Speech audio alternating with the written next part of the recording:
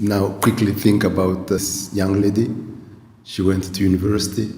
She met some believers, told her about Jesus.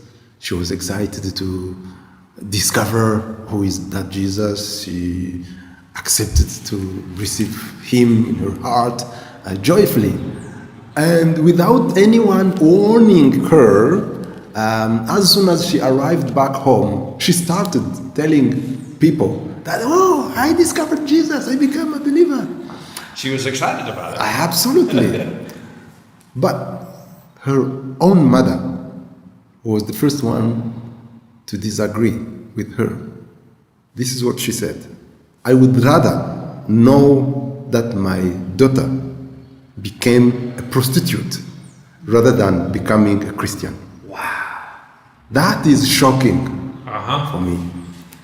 The whole family came against her. They started insulting her, beating her, and one night they just throw her outside with a pyjama, so she was not well dressed. So she ran away, and I'm glad we were there to receive her and help.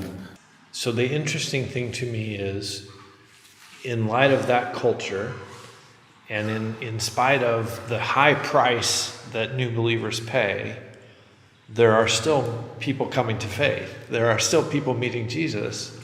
That is why I told you, we are here trying to do what we can do, but glory to God. He's the one who is the pioneer in every life we meet. He prepares people before we can meet them. Some we meet them personally, some we meet them through social media, some will come out to us saying, I had a dream about this and this, can you explain to me what it is about? And we see that it is God who start with them, who continue with them, who finish with them, who give them all the strength that they need to overcome all these many challenges. We're talking this week on Voice of the Martyrs Radio with Pastor Joe, another of our one-name guests, and he is working among God's people in North Africa. A big joy every time we see people coming to faith. It's a big feast every time we baptize a new believer.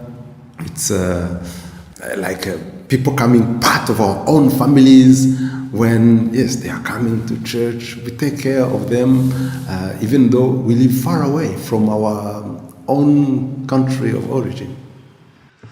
I sense the excitement that you have about the ministry, and the joy of the Lord is our strength. I sense the joy of the Lord on you, and even in your conversation.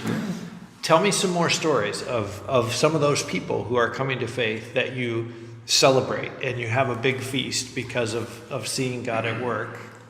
Now, the other example that comes to my mind is that young man that I just met. He was in a coffee shop with other believers I know. And we were talking, he was saying, I don't believe in your nonsense stories. But later on, he came to faith. But as he was coming to faith, he's been in a very difficult life as a teenager. He got sick, and his family and the church, we did all we could to find good medications for him, but he couldn't heal. So physically he was getting worse and worse, but spiritually he was getting better and better. And sad to say, actually he was the first local believer that we baptized because he insisted until the very last minute when he was on his bed passing away. He was encouraging other believers. He had his phone on his bed, sending text messages, verses, songs, until the very last minute. And I say, there is God. Only Him can give this strength. You could feel that he was not afraid of what was going to happen after that. Amazing story, amazing faithfulness of God.